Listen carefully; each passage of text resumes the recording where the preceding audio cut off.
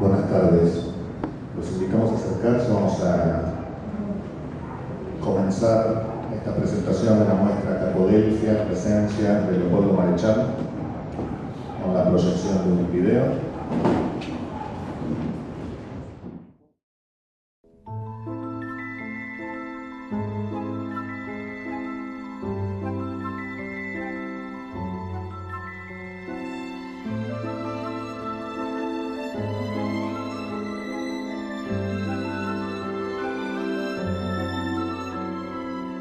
Él fue un hombre hecho con una escala máxima.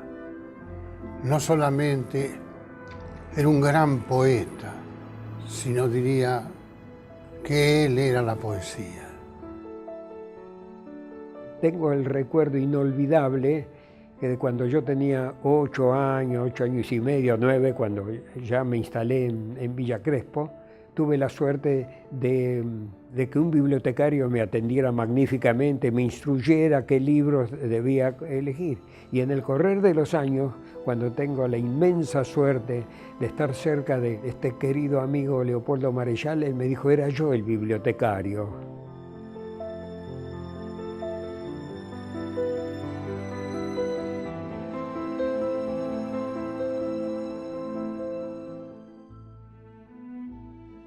Para evocar esos días de la Secretaría de Cultura, era un hombre muy laborioso, porque llegaba a la mañana puntualmente.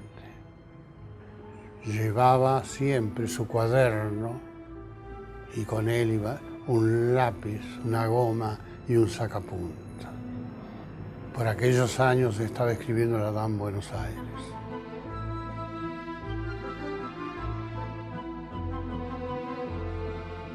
La potencia que tuvo y sigue teniendo la obra de Marechal tiene que ver con un grado de conciencia de sí misma y de su condición de intervención sobre un estado de cosas en la cultura argentina, en la literatura argentina muy alta. No es frecuente que alguien escriba literatura con un grado de noción tan nítida de que está interviniendo y que esa intervención es en parte retrospectiva y en parte, diríamos, proyectiva. Es decir, Marechal escribe revisando, repensando, reescribiendo las tradiciones con las que quiere discutir o las que quiere reelaborar. Deja una marca de revisión de líneas literarias, culturales, ideológicas, tradiciones preexistentes y al mismo tiempo funda.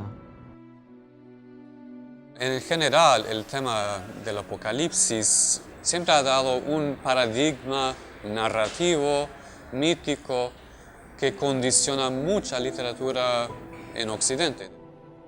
Cuando di con Marechal, con Adán Buenos Aires, me di cuenta que no era ese el tema del libro, o no en un sentido evidente. El tema pasaba por el personaje y su crisis espiritual, que a su vez implicaba otro cambio de paradigma mucho más amplio, un cambio que yo planteaba como un cambio de lenguaje, un cambio teórico, un cambio en la manera de postular la realidad a través del lenguaje.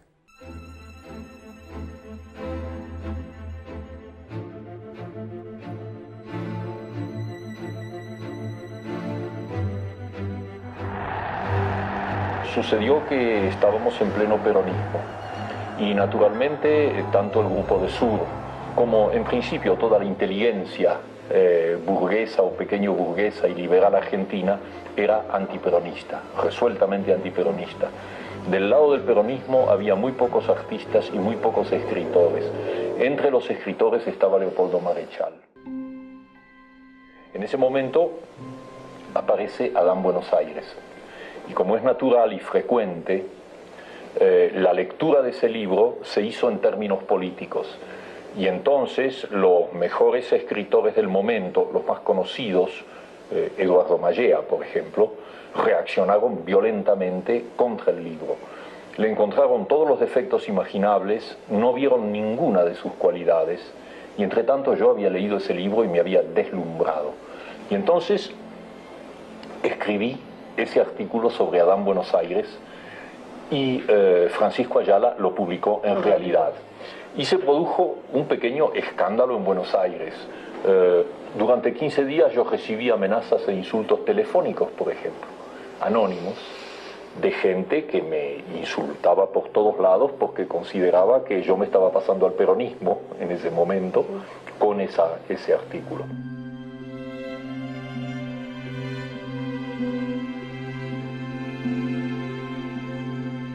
Lo admirable en Adán Buenos Aires es cómo vuelve sobre ciertas premisas, es decir, volver o recuperar una lectura de la tradición gauchesca, interpelarla y revisarla y discutirla en el punto en el que primero la había dejado Leopoldo Lugones, pero luego las reescrituras y las intervenciones de Borges.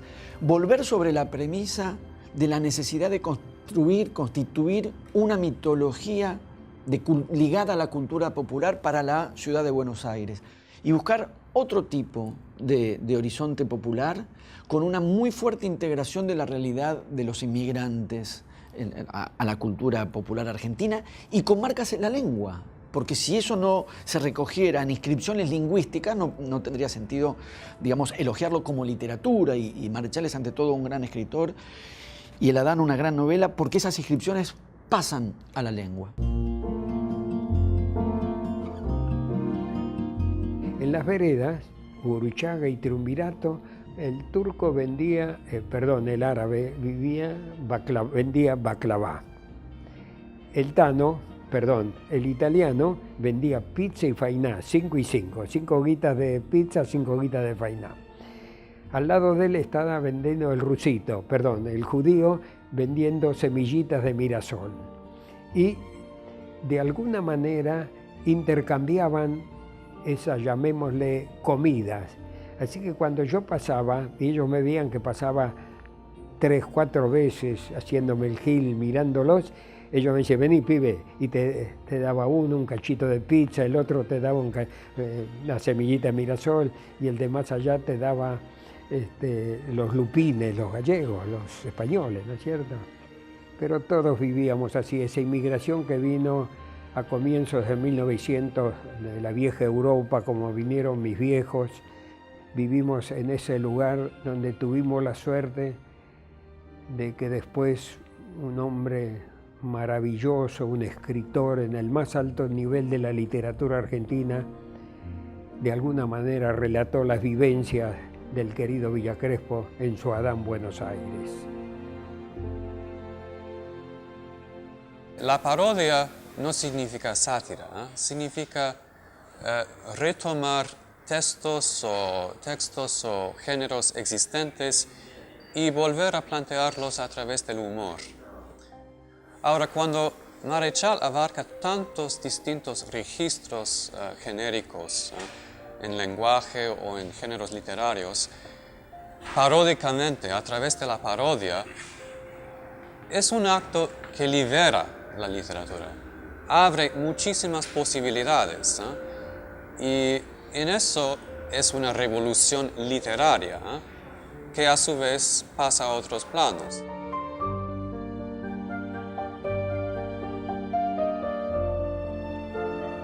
En mi correspondencia y mi relación con Cortázar, muchas veces conversamos sobre la importancia de la pintura de la sociedad argentina que uno podía hacer mediante la metáfora que era de Adán Buenos Aires y sus personajes. Yo encontraba en algunos personajes, como el personaje de Samuel Tesser, concretamente, o el personaje de Adán, una especie de síntesis de gente a la que yo he conocido, ¿no? Y que además en la novela están expuestas de una manera tan poética como realista. Pero esta mezcla de lo poético con lo pintoresco, que es una de las cosas que a mí más me llama la atención de la novela, es muy difícil de encontrar en otra literatura argentina. Es un libro que le da a los temas locales, que los trata a fondo, pero una proyección que los saca del localismo, los saca de lo anecdótico y los proyecta como pueden ser los grandes libros, con un sentido universal.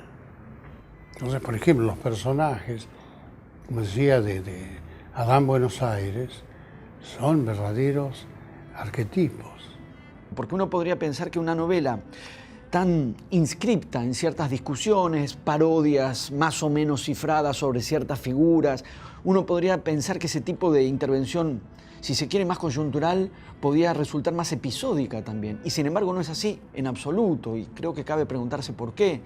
Y es que creo que esos debates, esas revisiones, esos cruces que plantea Marechal en clave de polémica o en clave de parodia o en clave de sátira, creo que no se agota en la coyuntura y que no es nunca episódico, porque en cada una de esas discusiones está suponiendo una intervención fuertísima sobre los distintos modos de pensar una tradición literaria, una manera de concebir qué se entiende por cultura popular, cómo y de qué manera construir una mitología de lo popular, una mitología de la ciudad de Buenos Aires, en referencia a tradiciones ya definidas y ya consolidadas de la literatura argentina y de la identidad argentina en un sentido más amplio.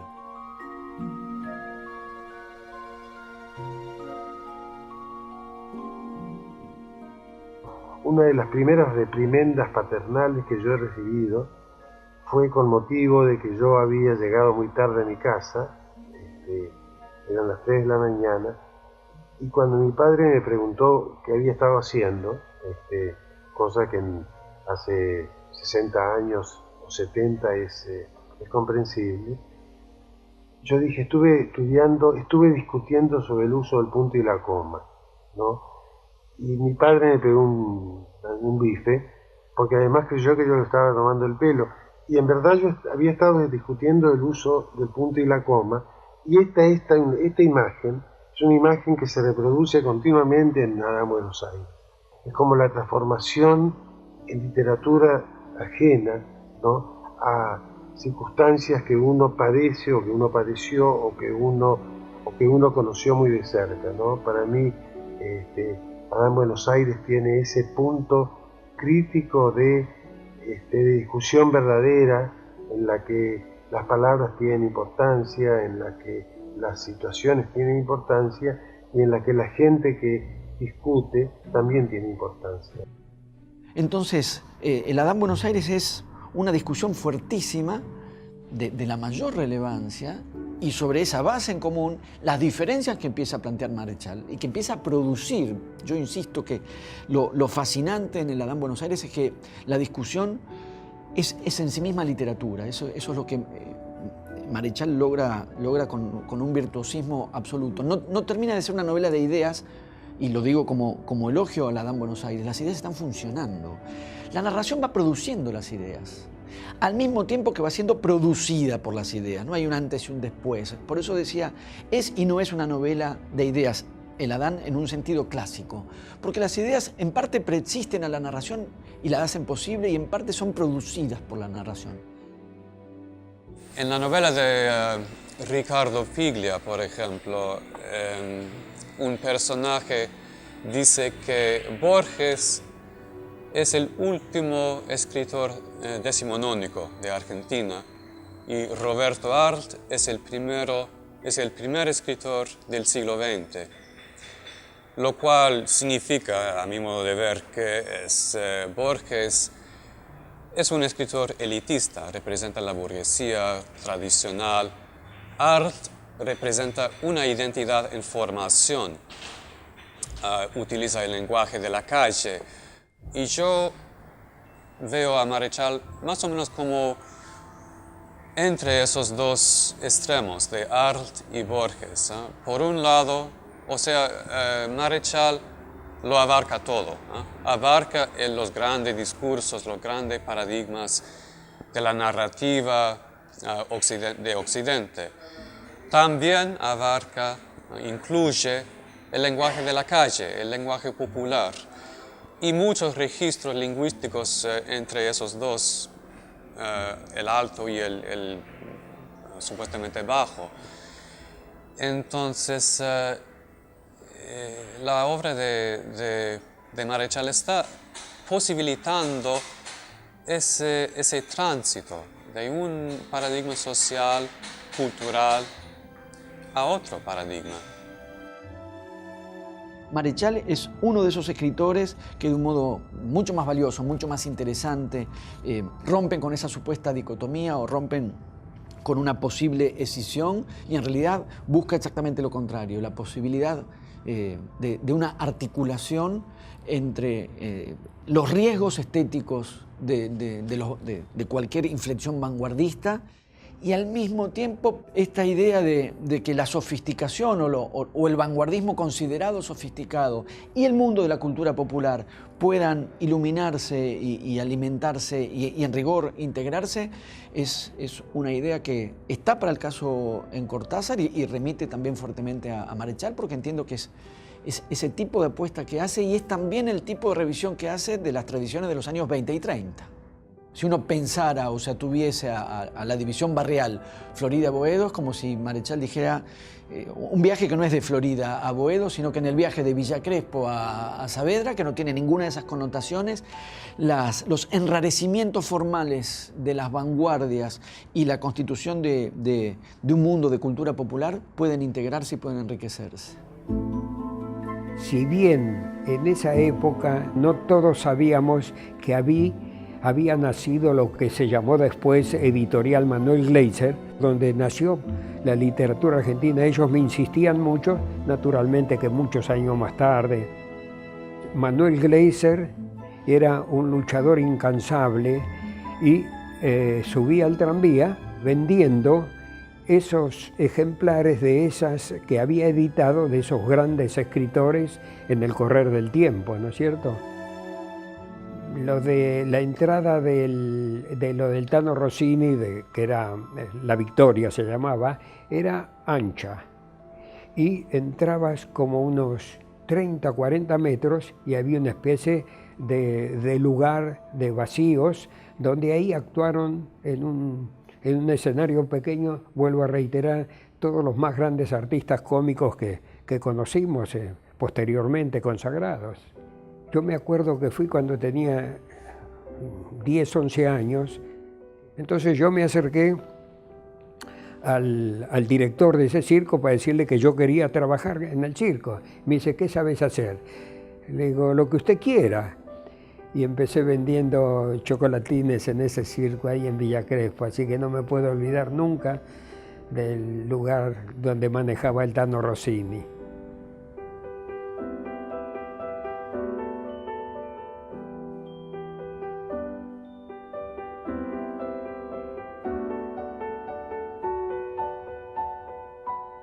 Tendría que destacar dos personajes en Adán Buenos Aires.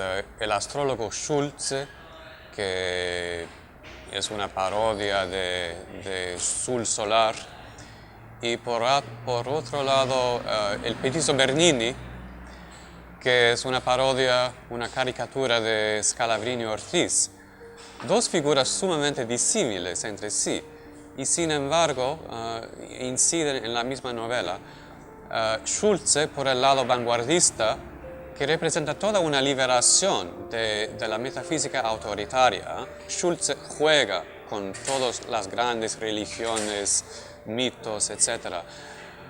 Por otro lado, el Petiso Bernini, que representa a Scalabrini Ortiz, representa la emergencia del popular, el hombre de Corrientes y Esmeralda, por ejemplo. Esas dos figuras, hay homenaje a las dos en una sola novela, lo cual entonces plantea la síntesis del vanguardismo en cuanto a liberación estética y el proyecto popular, social de Scalabrini Ortiz en un nivel cultural, social.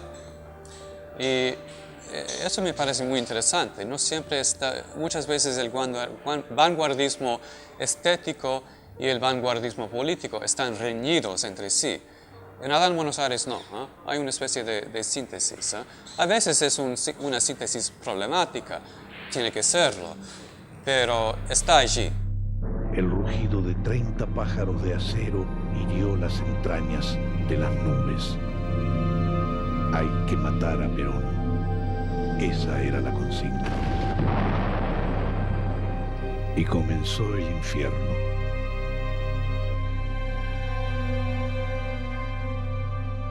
Ahora, hubo evidentemente una conspiración del silencio y después explicable por razones políticas, por la posición ideológica de don Leopoldo, pero una verdadera conspiración del silencio contra el Adán Buenos Aires, que es una obra maestra, y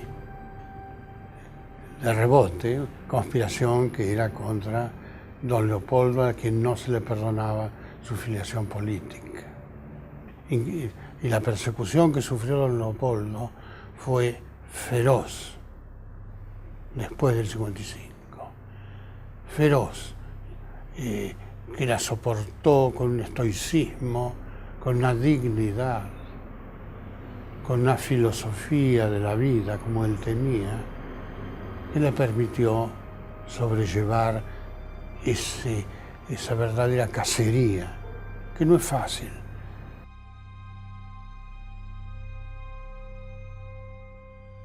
Lo cierto es que hubo dos motivos fundamentales por los cuales no se filmó la película, y esos dos motivos son contradictorios. El primer motivo, en el año 73, porque según el gobierno, o según el Instituto Nacional de Cinematografía, por entonces, bajo un gobierno peronista, consideró que la novela era demasiado para ser convertida en película, no demasiado valiosa, sino demasiado elevada. Era una película que no sería recibida por el público, porque seguramente, y como ha ocurrido a lo largo de la historia argentina, los gobiernos peronistas suelen menospreciar al público. En aquel caso, por lo menos, así ocurrió. El segundo caso contradictorio es que cuando yo volví, ya producida la Revolución del 76, a presentar el proyecto en el Instituto de Cine, el proyecto fue rechazado porque su autor había sido funcionario peronista o peronista. Esta es la versión que yo recibí. Yo no sé si ya es posible hacer una película con Adán Buenos Aires, salvo que uno tenga una visión antropológica de la sociedad argentina, pero me parece que la sociedad que pinta Marechal ha desaparecido.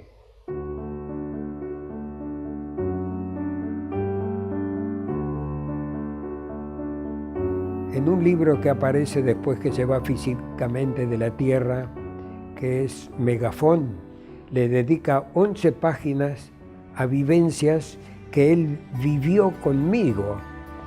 Él escuchaba que en las visitas que me hacía semanalmente, un hombre que luchó 42 años para nuestro tango y que se llama Julio Jorge Nelson, él veía que yo lo peleaba mucho y le decía, pero con un guiño de ojo a Marechal, le decía: escúchame, Julio Jorge Nelson, dejate de embromar, de pasar tangos a cada momento.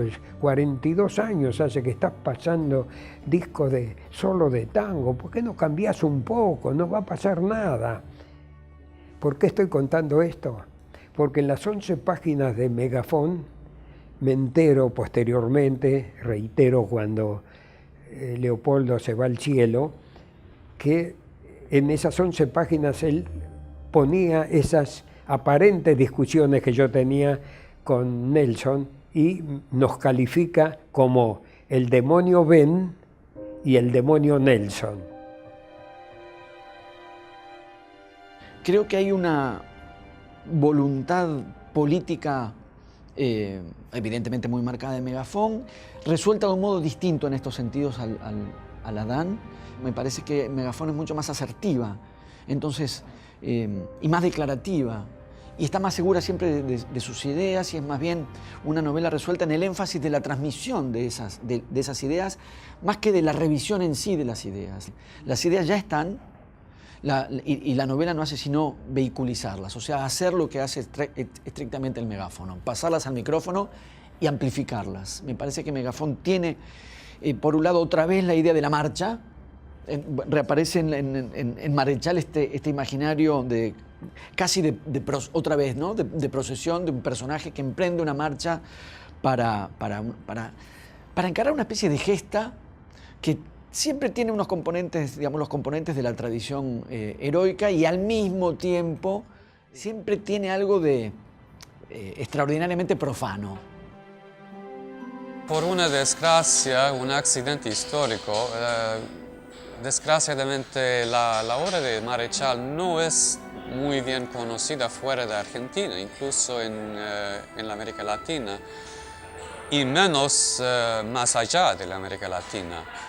A mí me parece una laguna que hay que colmar de alguna manera, y por eso me interesa mucho realizar una traducción al inglés de Adán Buenos Aires para que sea conocida la novela en el exterior. Es una novela fundamental desde muchos puntos de vista, literario, social, cultural, y no es conocida. Entonces, eso hay que remediarlo de alguna manera. Sus libros son un reflejo de su alma, de su visión, de su espiritualidad. La poesía de él a mí me deslumbra. Fue como un relámpago que ilumina todo un paisaje que estaba a oscuras.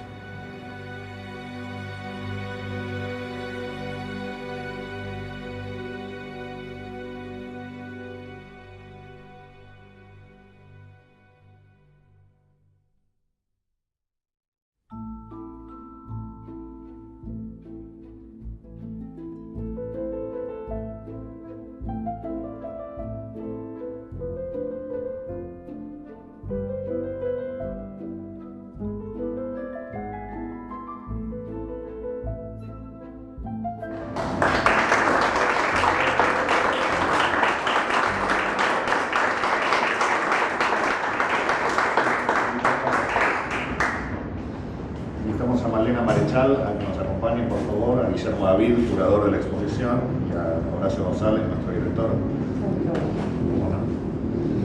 En primer lugar, le pediríamos a Guillermo que nos cuente un poco el guión curatorial y cómo estuvo pensada esta muestra que hoy estamos presentando.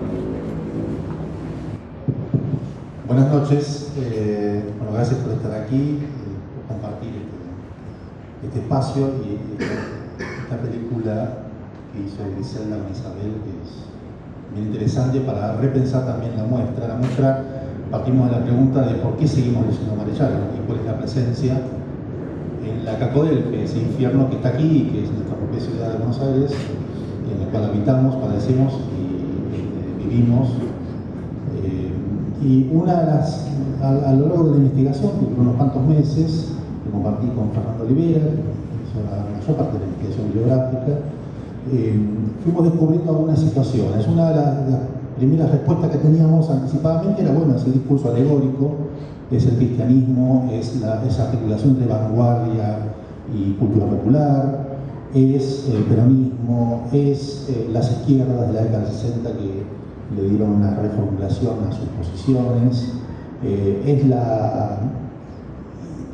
Después nos dimos cuenta de que en realidad hubo siempre una presencia material de la obra de Marechal. Fue impresionante. Lo que aquí se logra ver es una parte importante de lo que se ha escrito, de lo que el propio Marechal escribió, publicó, reeditó, reformuló, incluso hay algunos manuscritos, dedicatorias, pero también es una parte pequeña de todo lo que se ha publicado sobre el pueblo Marechal, que siempre ha suscitado de forma ininterrumpida grandes preguntas sobre la lengua argentina, sobre la novelística argentina, sobre el peronismo, sobre qué es ser poeta, qué es ser traductor. Están sus traducciones allí, está algunas rarezas como por ejemplo una chacarera que compuso, que nunca se ejecutada, sus intervenciones en la prensa periódica, sus reportajes, lo que la crítica, la academia tanto nacional como internacional ha dicho, las intervenciones como la de Julio Cortázar,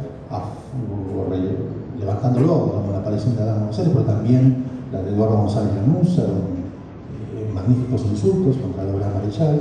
Digo, incluso allí donde se intentó el silenciamiento, siempre hubo una presencia textual de Marechal. Esta muestra trata de mostrar, justamente, a botón, demuestra su alcance y su obra, cómo ha sido interrumpida de todos los registros inimaginables de la escritura y del periodismo y la academia y la imagen también. Marechal durante 70 años ha estado presente en nuestra cultura. Vemos desde el órgano oficial de Montoneros en el 75 publicando una entrevista que no había alcanzado a ser publicada por Primera Plana, había sido hecha en Cuba, y a raíz de esa misma entrevista Primera Plana fue secuestrado ese número. El mismo mes, en el año 75, en que el órgano de la llamada derecha peronista también hace una reseña de la obra de Marechal. Vemos la poesía magnífica del Che, donde piensa el Che en clave cristiana, que hoy en día es como un lugar común para pensar, se figura el martirologio revolucionario, pero lo hace en el año 67. Pero también vemos el ascenso y descenso del alma por la belleza, un discurso neoplatónico para repensar la cuestión de la belleza en la cultura contemporánea, sin que entre en colisión con el momento más fuertemente vanguardista de la lengua en la década del 20, poesías de Martín Fierro, justamente, o sus intervenciones sobre la gauchesca, hay toda una vitrina con las publicaciones que él hizo mientras era funcionario del gobierno peronista, desde un manual de la lengua española, en el año 47, hasta una cantata de San Martín, que fue estrenada en Mendoza para el centenario de San Martín en 1950, pasando por intervenciones en estas revistas, en la revista se llama Argentina en Marcha, donde comparte con John William Cook, con Carlos Astrada, pero también con Carlos Ibarguren, su posición sobre la Revolución en Marcha, que estaba en ese momento, en el 48. Es decir, hay una revista rarísima, se llama Cero, que hacía Nicolás Casullo, donde hay una entrevista de Casullo, y 20 años después el mismo Casullo, en otra revista que está al lado,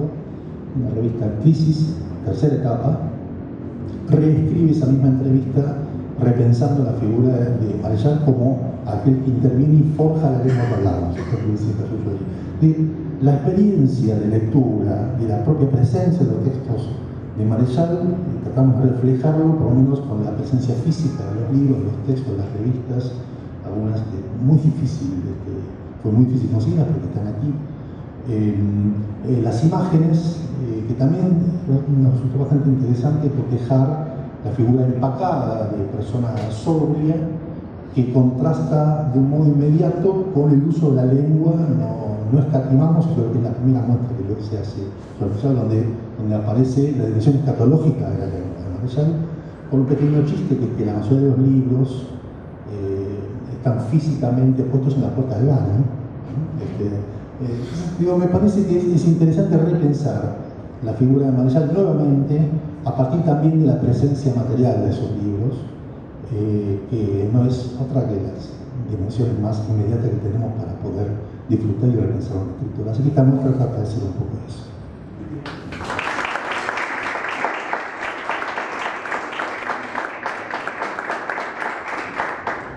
La verdad, debo decirles que estoy absolutamente deslumbrada. Entré al salón y dije, caramba,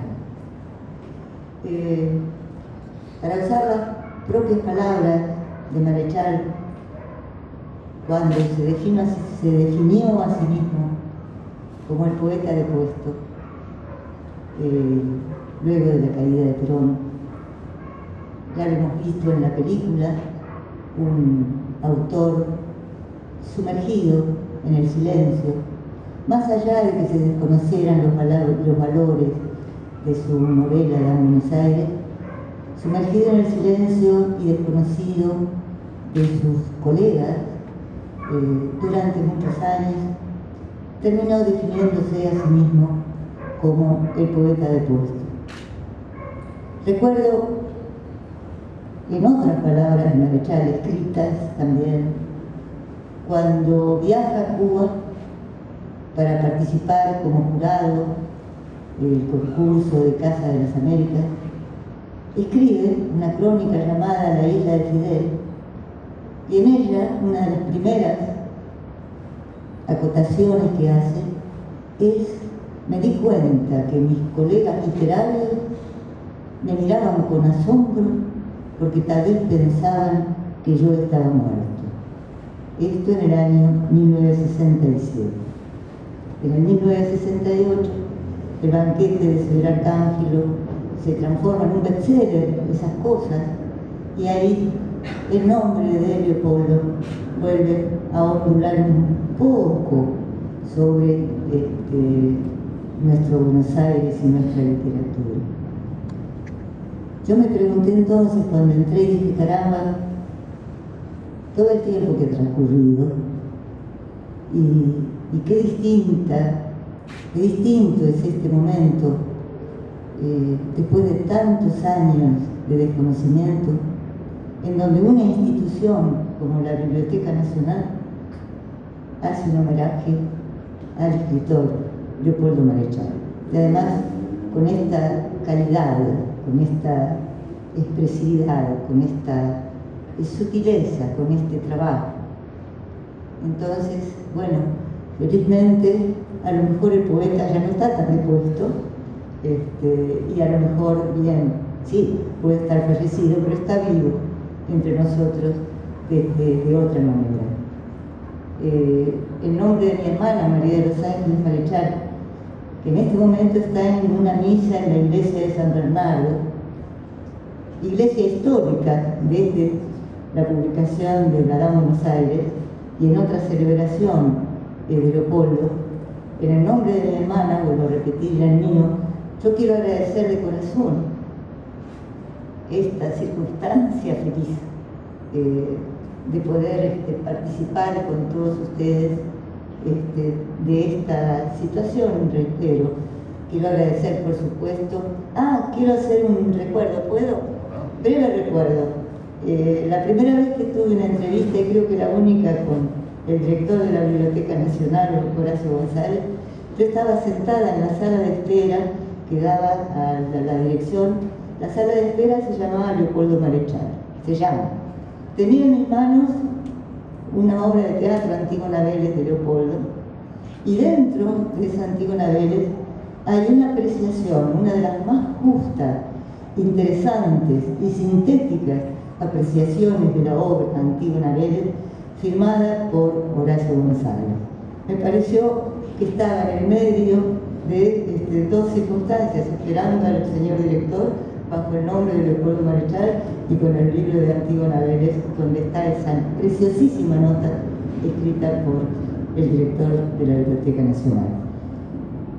Yo quiero agradecer profundamente a Horacio González, a Ezequiel Grimson, a quienes hicieron posible esta muestra, Guillermo David, María Fernanda Olivera, a todos aquellos que han trabajado en esto, que no se ven, pero que han trabajado, a la Biblioteca Nacional, por supuesto, de corazón, a ustedes por la presencia. Y bueno, ¿qué puedo decir? Los quiero mucho a todos. Gracias.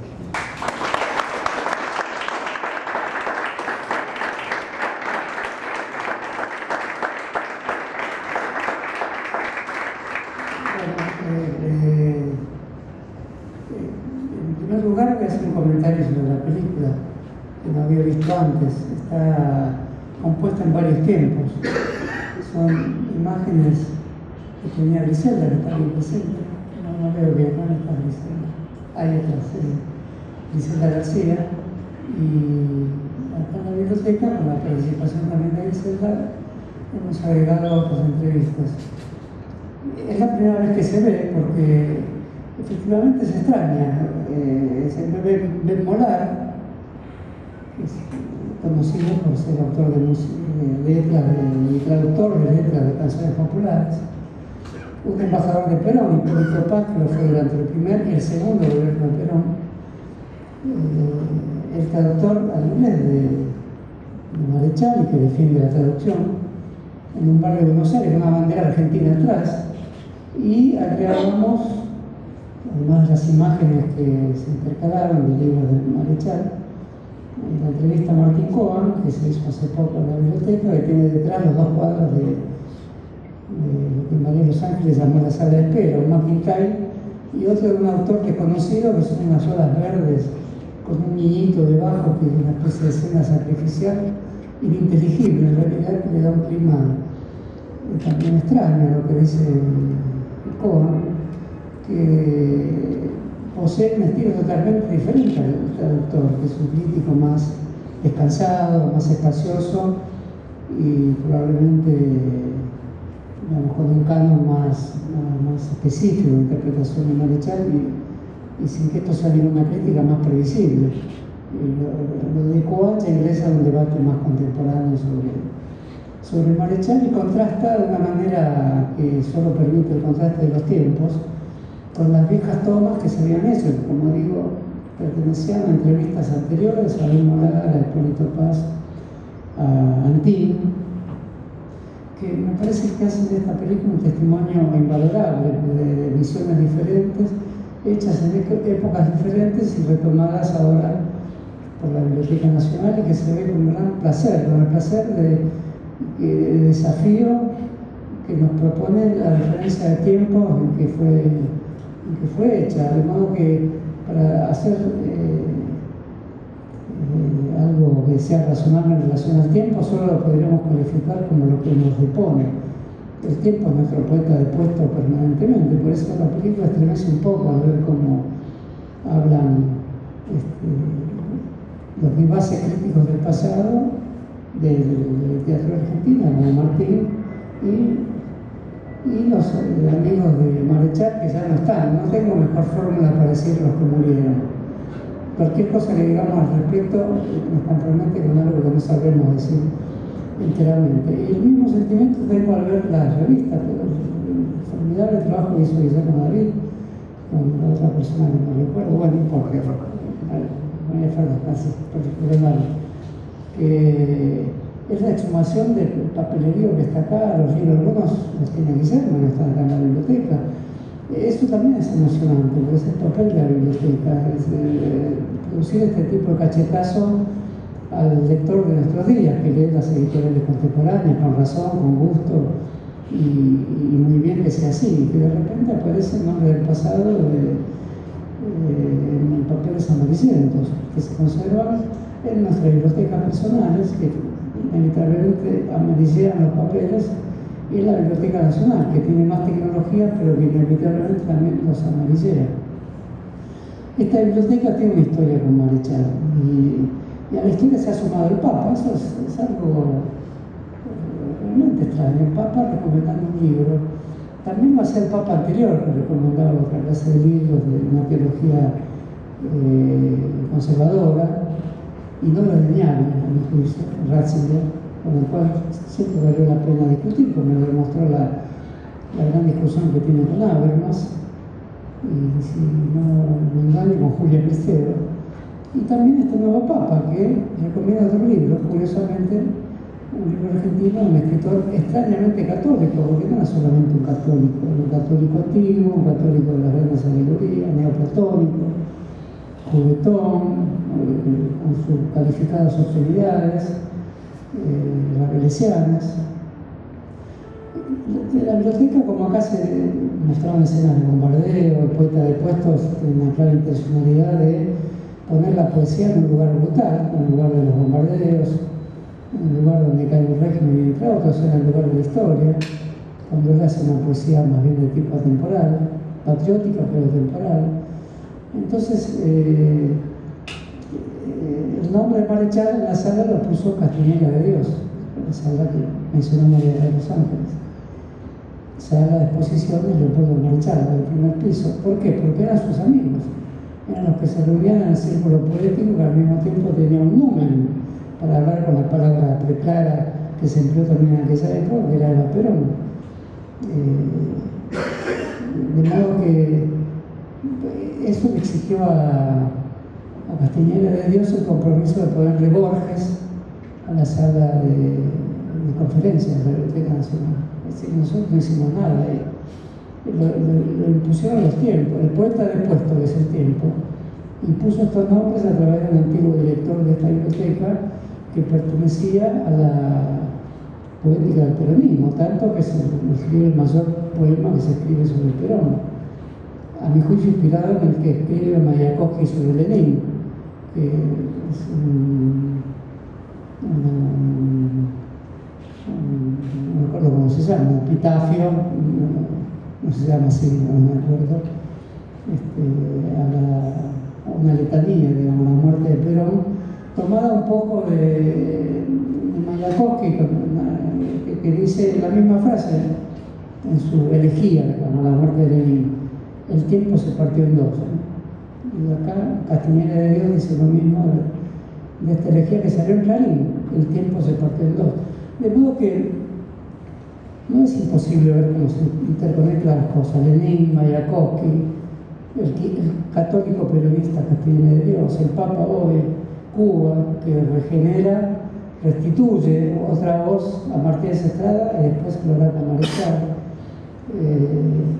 Y nuestra presencia de aquí, con la familia de Marechal, con el trabajo que la biblioteca tiene que hacer inevitablemente, que es exhumar y conmemorar, y al mismo tiempo hacerlo con alegría, no hay por qué hacer estas cosas de una manera severa.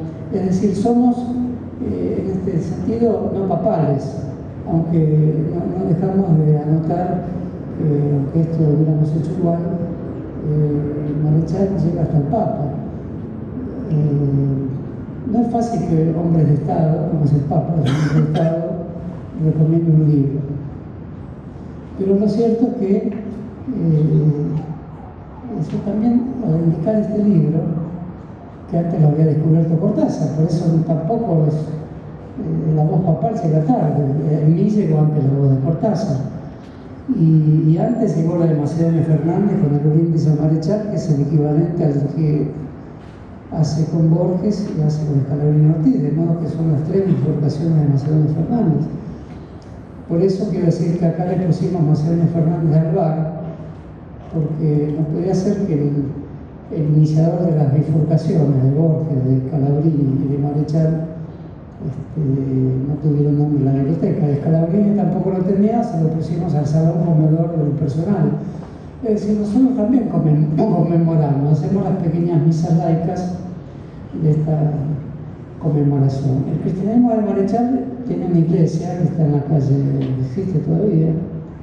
Las iglesias duran más que los edificios normales, ¿no? En la calle de Tres Arroyos, para hacernos aprovechando. Ahí está el Cristo de la Mano Rota, que está en las primeras páginas de Adán Buenos Aires. Sigue estando el Cristo de la Mano Rota, ¿no? Es Gurruchaga la iglesia. Es Gurruchaga, sí, la iglesia que Marechal denomina del Cristo de la Mano Rota, porque efectivamente, ¿qué quiso decir con eso? Pues alguien la rompió. Como acá, que la estatua de Borges tiene una mano, la pusimos nosotros, la estatua de Borges, y alguien pasa y siempre se arranca. Pero no lo llamamos el Borges de la Mano Rota. Pero a Cristo lo llamamos Cristo de la Mano Rota porque algo Marechal quiso decir, porque no se puede ser integralista cristiano. Con esto arriesgo una opinión que tiene que ver con esta muestra, con la beca del cristianismo nacionalista, como fue el de Marechal, del cristianismo libertario y redentista, como también fue el de Marechal, y del cristianismo asceto, digamos. El cristianismo de la mano rota es la ansiedad de sentir algún tipo de sufrimiento y de urdimbre vinculada al martirologio que está en toda la obra de Marechal, por más humorística que también sea. Creo que algo de eso se percibe también aquí, ¿no? Bueno, con esto también agradezco a los partícipes de esta pequeña ceremonia, que entre pocos hasta me resulta mejor, ¿no? Creo que una biblioteca nacional se alimenta permanentemente de estas situaciones, conmemoraciones y formidables rituales en nuestras misas laicas. Bueno, muchas gracias.